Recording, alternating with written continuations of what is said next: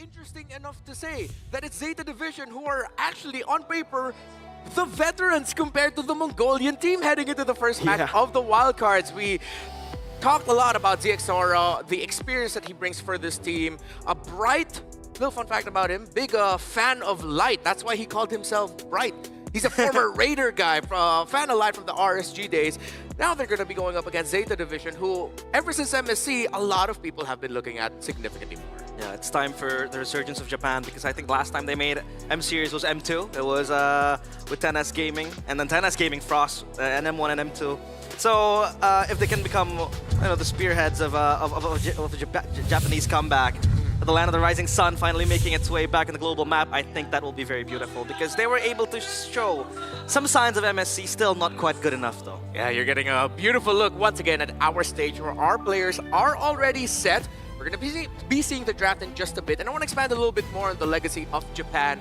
And I can say this is a Filipino because we were the ones that got hurt by Japan in M1 World Championship, wherein when Oh My Venus would be popping up with the SSS, the Rafaelas, and Japan just said, here's a Baksha, we straight up got countered. And I wonder if that's going to be the legacy that Japan will continue. Will they, at the very first match here at Wildcard, suddenly show up with a unique pick? Something that shakes the meta up. It's definitely a possibility, right? Yeah. Knowing Zeta Division, they would probably want to bring up the cheese picks up against Team Zone, who've had experiences on playing on an international stage. But Zeta, the Japan you see now versus the Japan you saw at M1 are very, very different, right? They were meta makers back in the day. Here, they're flashy. They're back on the radar, aiming to reach the M-Series stage for the first time since M2. But they're super flashy, dude. 10, Junichi, those two. You play around those two, I feel like you're going to have a team that can actually contend even in the main stage. Yeah, it's actually accurate to say that the Japanese team plays like some of the flashiest animes that you know.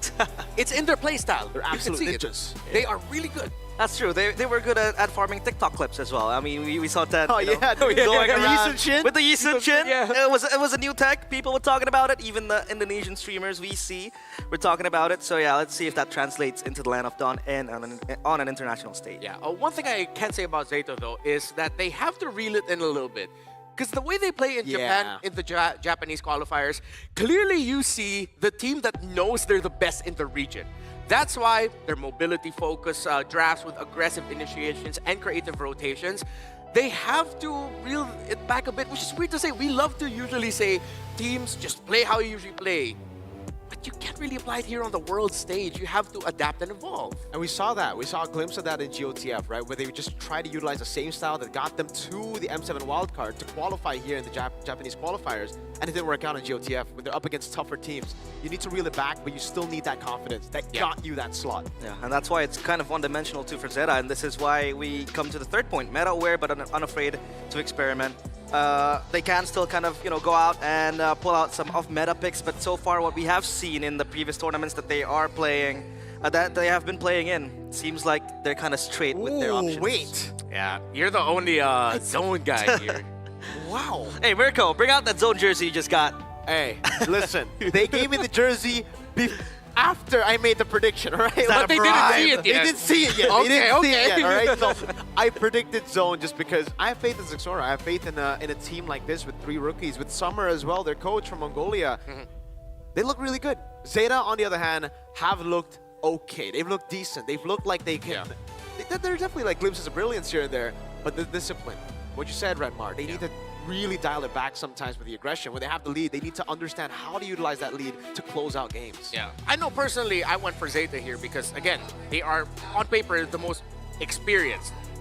If they're going up against like the majority of the members of Zone. If it's just ZXOra's experience, and weirdly enough, ZXOra is the most experienced out of everyone here. What about you, Realize? What made you go for Zeta this time? Well, I mean, I love rookies. I love young bloods. These are guys with, 16, 17 years of age. But again, on an international stage, they can just crumble. And I do agree with Renmar. Zeta, they might have that experience with them that might be the thing that gives them the upper hand. But I would love to see Team Zone create something explosive, shock us all with that rookie, power that they have, that young blood burning and boiling inside of them. Who knows? They might surprise us. Yeah, and they have to. And if we're talking about explosiveness, the keyword that you mentioned here for zone, I feel like that's one of the best ways to deal with a team that loves to be aggressive. We look at the EXP laner in Bankai. Yes, that is the EXP laner of Zone, not the EXP laner of Zeta, just to be clear here. So they have to be careful because he plays that playstyle. Big surprise setups. Arlott, Lapu, Alice, those are the type of heroes that you have to look out for when you're going up against Zone and when you're going up against Bankai. Now that we are in Flying Cloud, that adds to the point a little bit more because the EXP laners and the side laners, well, pretty much generally everyone can get back to the map faster after a big set if they end up back on the base. Welcome to the very first draft of M7 here in the Wildcards, and right away we're seeing some unique strategies. T-Mouse getting taken away, one of the priorities in the mid, and Sora right away banned already by the Filipino coach Ola.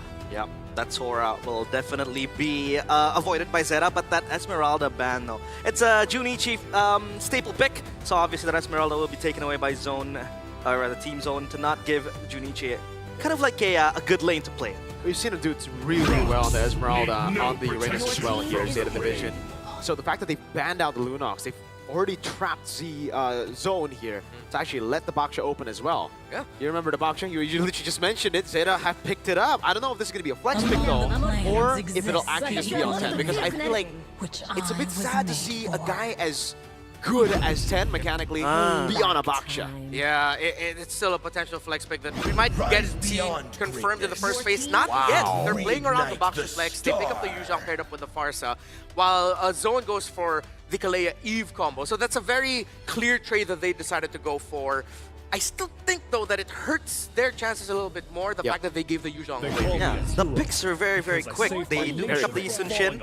It's a 10 special, but yeah, I think this Eve might be quite vulnerable when you have a Yuzhong up against her. Obviously with the Black Dragon form, always able to make ways to dive into the back line. That's the reason. That is also a question that kind of raises up in my head. Why'd they leave the Yuzhong open for Zeta to take? Yeah, especially now that they are also going to be playing the Yi Sun Shin. So it seems like Zone is picking the more difficult path in this game number one. They're thinking they really want to sort of maybe, are they limit testing themselves or their opponents? Picking a little bit more of, I wouldn't say losing matchups, again, just difficult. So now we're going to see the gold laners get taken away. The carry ban kind of surprises me, considering that they already have the Farsa that can deal with that carry if ever. And also for Team Zone, they're already kind of overloaded in damage. They need some more frontliners here to just back them up. Yeah. Usually when you see the Eastern Shin and the Eve, it's almost an instant, all right, we're going to see Fighter Gold. Yeah. But with the new patch, I'm not too sure. They are banning out the Moskov and the Claude though. Two heroes with Blinks, really good against the Eve, so that's really good by Team Zone here.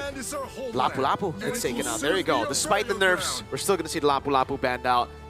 And again, could be a Lapu Lapu gold lane that we were expecting. Yeah, still some respect, obviously. That gold lane, fighter gold lane rather, still kind of dwindling because of the fact that the War Axe has been nerfed as well. Phoveus, though, will be quite a great pickup as well when you kind of want to front line, especially when you want to fight up against a Farsa. But again, the Farsa is much more mobile compared to the Eve. Sure, their ultimate properties are almost the same, but with the Farsa, you have the Wings by Wings to kind of escape and have that self-peel embedded in yourself. Yeah, and that might be the difference maker here.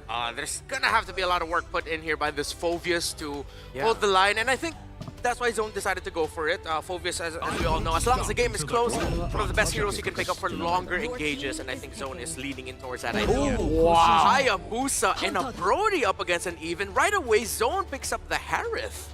Yo, this is risky for Zone. Picking up the Harith, considering they don't really have a lot of frontliners here, and they're already up against the Farsa. A known counter to it. Then the Baksha as well.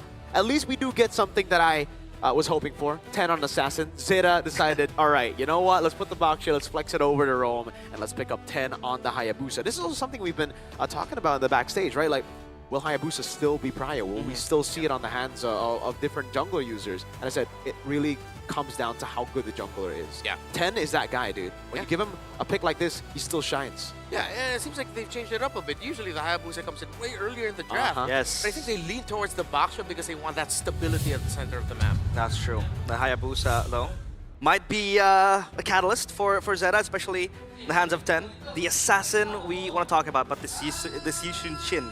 Will it have a good time up against the Yuzhong? That's the question. A lot of questions here, and I'm excited to see it get answered once again. Welcome to the very first match of M7 here at the Wildcards. It's Zone versus Zeta. Who is gonna get first big win?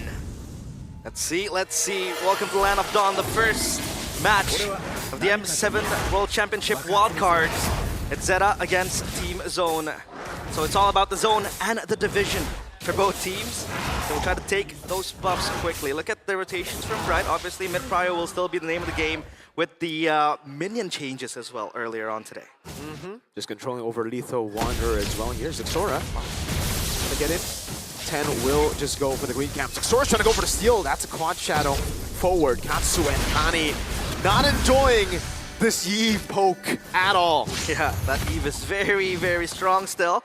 And Hayabusa as well. We kind of want to talk about the nerfs, or rather secret buffs it kind of received, right? We talked about the Quad Shadow being kind of minimized in terms of the range, meaning it can't dive as freely as it used to.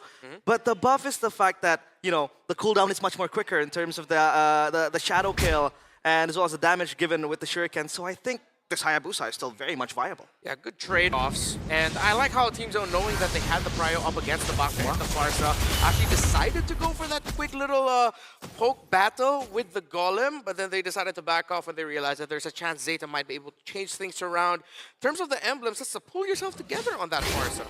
Exactly. On a Purified 2, Bankai, level 4. Yeah, Katsu really wants that quick cooldown, as it is very much a dangerous lane, especially up against the Kalea, if you want that Purify to go on quickly. And the properties from Team Zone kind of pick off quickly with the Kalea is very much apparent. Now they want to get their hand, lay claim on the first objective. Kane is close by 10 as well, level 4. Instant zoning, Quad Shadow coming down 10. Oh, locked down by the Mountain Shocker. Zixora picking up first blood and the Turtle Junichi. Now jumping over to Kenny, forcing the flicker out. It's two members locked in. Bright able to flicker out again. Bankai going all the way, misses. The ability won't be able to jump in. Flickers out to safety and gets the regen on time. Oh my, 1-for-1, but Team Zone will come out on top. They have their hands on the turtle, and that was Junichi looking to change the tide of the war, but Bankai 1v1, Junichi, can he do it? He's got the passive Furious Dive solo kill up top. Junichi, all right. So we talked about the explosiveness of Bankai, but the Zeta division has some explosiveness as well on their side. So now Team Zone still constantly applying the pressure towards the orange side. That's gonna be an assault. Oh, actually, Zixora's caught here. Not enough peel. Boy, Minette finds a shutdown. And look at the follow-up, right? Able to flicker out. The RWM is doing a bit more damage here, but Kay can't really go for the siege on a Harith. Not the cleanest rotations that we're seeing here, or decisions for both teams. Up until, of course, Zixora decided to go for that dive. I think that was a heat check for him. Now, he has to reel it back just a little bit. Another thing about the rookies is the fact that they can really go fast. Yeah, they can go fast. They can also be punished very fast. That's my point. When you have the lead, you play confident. But then, if you go overboard, this is the things that's gonna happen. They might crumble, but so far they're not crumbling because of the shakiness or the nervousness. It's because they can't really control themselves. Someone needs to keep them in check. Junichi, though, seems like he is currently the anchor for Zeta Division right now. And it seems like Katsu and Kani are catching up to his rotations and aggressions. So they're going to need to be able to continue that. While Team Zone still has control in the map here, what next does Zeta Division have to do so they can get a little bit more of a taste of the map control that Team Zone has more of? Yeah, they need to farm more, prepare themselves for a fight, and maybe utilize Junichi to open up the choke points in the map, because so far he is, like you said, the anchor of Zeta Division. He can fight, he can 1v2, possibly 1v3 as well, stall some time, buy some time, and then let the Brody farm more. Take a look at the swap in the lanes that they have made, and look at where Zeta Division is right now. They're pretty confident, taking control of that orange side jungle, and this kind of establishes some sort of control towards the second objective in the turtle. I see the comp, the Dark Wave already forced to use Revitalize now. Black Dragon form already.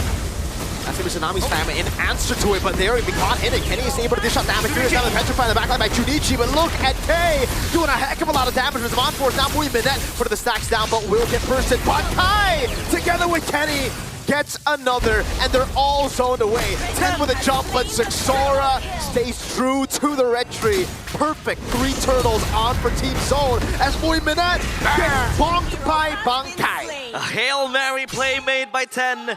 TP back and get the turtle, but it's all down in vain. Team Zone, their blood's boiling, and their trigger fingers are happily shooting at Zeta Division. Okay, just looked like he had a grand old time in that last engagement, especially since he's playing under his own team's real-world manipulation, and without Katsu's feathered airstrike, that Harith is going to be free for most of the time. Even if he gets caught by a Petrify Furious Dive, he'll still be able to recover through that as long as he has his Zaman Force and he can freely hit. Zeta needs to recalibrate their team fighting and make sure that they put more difficulty for a Harith that will just run wild on them. Good reaction there. RWF locks them down, zones them away, and look who's isolated. Kani all alone. Zixora with the dive in the back, the Mountain Shocker, and now on Katsu almost finding a fadeaway. Not even the fighter can survive this damage. He is playing like a man possessed. Look at him go completely out of this world. Too confident for Zeta Division to handle, and look at Team Zone, 12 kills. The second tier turret in minute number 8. This is getting out of control for Zeta Division. Team Zone, and it's actually the YSS zoning the rest of the opponents. They got zoned for sure. That is insane, 6-2 and 5. This Yi Sun Shin, he's single-handedly making some really great individual decisions. That's just great for the whole team, and Zeta's just crumbling. Yep, the Black Dragon form was baited out. Junichi, I guess he was trying to predict a dive into the turret, but now it's all of the Holy Shields that were up, down. Up top, it's not taken down yet. They still have to get a tier 2. We talked about Zeta Division's kind of win con is to kind of dive towards the Eve, especially with the Black Dragon form. But we forgot that the RWM from the Eve is some sort of a peel tool as well. Yes. To enable the Harith to move and bob and weave left and right to get the damage going. We talked about Team Zone not having enough frontliners, but their peel, in a way, damage peeling, right? You have Yi Sun Shin in and of itself is kind of peeling for the team too, especially when he's just gunning around with the Mountain Shocker too, and the Eve is just untouchable. 3-0 and 8. That RWM is zoning Zeta Division so far away in the back. Not even Junichi can reach Kenny. Yeah, Zeta Division will not be able to contest this Lord, while Ten tries to recover a little bit of map space here for the team by split pushing up top. Now, Team Zone, honestly, if they can continue to bait out the early Furious Dive Petrifies, they're going to be good, because that's Zeta Division's main tool of, as you mentioned, realize the peel, that crowd control, AoE, that now, as we have seen it, a lot of times Team Zone actually just has way more of. There's too many AoE crowd control effects for Zeta to deal with, while Zeta really mainly only has that Yu Zhong combo. This is why we don't really see the Baksha in Rome as often anymore, right? You just really lack the CC. You have to make up for the lack of CC in the late game, lack of sustainability when you're behind with early tempo, and they haven't done that. They're 9,000 gold behind. This might just be game over. Feather Airstrike opened, and Team Zone, they want to switch to the base. Oh, Brett really wants to go for Junichi. He's able to fight it, but Mountain Shocker goes to the right side. Doesn't matter. K still bursts them all. Holy crystal pickup. 10 with the walk up, but gets instantly shoulder bashes. They go for the siege of the bottom lane. 10 will fall. K goes for the triple. It's a big dark wave from Bankai. A double, a triple, and that's game 1. Zeta Division divided with a zone created by the Mongolian team. They are playing perfect MLBB as they strike first in this best of 3. Yep, that was clean. I mean, the initial problems I had with them giving away the Yu Zhong. Yeah, you saw the Yu Zhong did become the anchor, but really just they could not do much. The Baksha Rome has to be revisited here by Zeta as a priority. And I know they wanted to do that because it seems like they really wanted to set up for a more comfortable jungle pick. But even if, like, to say, you get a comfort, if the Rome is uncomfortable, if the Rome can barely hold the front line because he's just constantly getting poked down, then no matter what pick you end up with, your jungle and your team will struggle. Well, let's look at Zone. It felt like they did almost everything perfectly in that game. Wasn't the perfect game, but it was close to it. Almost threw it away, you know? Yeah. Again, trigger times. trigger happy players, but K okay. and Bankai. Bankai, and yeah. Zexora too, to a certain extent. Yeah. The captain, but it's all good. It's all good. I think they were limit testing, right? They were trying to go far and test how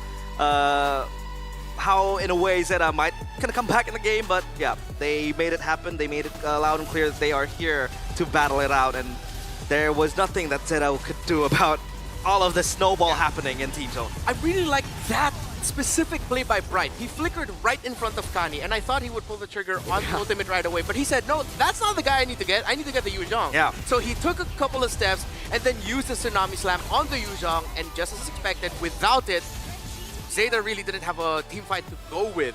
And I think, now looking back, ZXaura and the very eager plays that he was making from time to time, I think he knew that even if he went down, he still had a Harith and an Eve to cover for him in terms of the damage.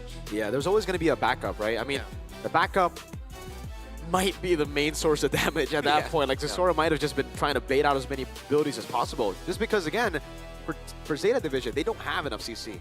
Like, they only have a Petrify and a Furious Dive. That's the most reliable form of CC. And